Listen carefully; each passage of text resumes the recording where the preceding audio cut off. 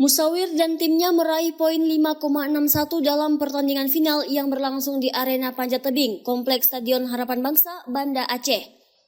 Perolehan perunggu tersebut merupakan medali pertama untuk Aceh di cabang olahraga panjat tebing sejak pertandingan yang digelar pada 5 September 2024. Medali emas diraih oleh kontingen Jawa Timur yakni Putra Tri Ramadhani, Emirian Alfiandi, Yohanes Agleyosi dengan poin 3,00.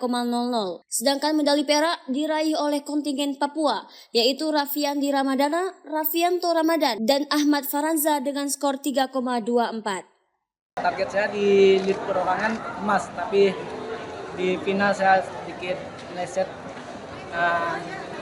Kita harus ke depan harus berlatih lagi untuk bisa dapat target kita ke depannya di PON 2028 di NTB.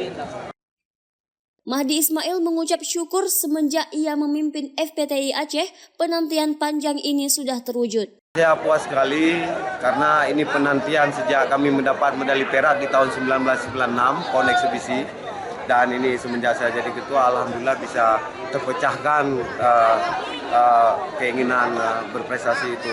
Nah, mudah-mudahan ke depan dengan berkat PON ini kita punya sarana standar nasional dan internasional.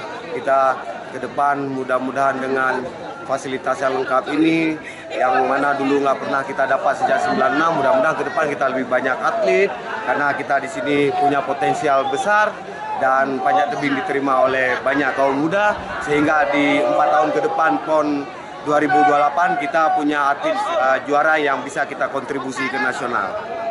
Selanjutnya, atlet panjat tebing Aceh akan fokus mempersiapkan diri untuk menyambut PON 2028 di NTB, serta mengikuti event-event eksibisi baik nasional maupun internasional. Dari Banda Aceh, Lala Nurmala melaporkan untuk Puja TV.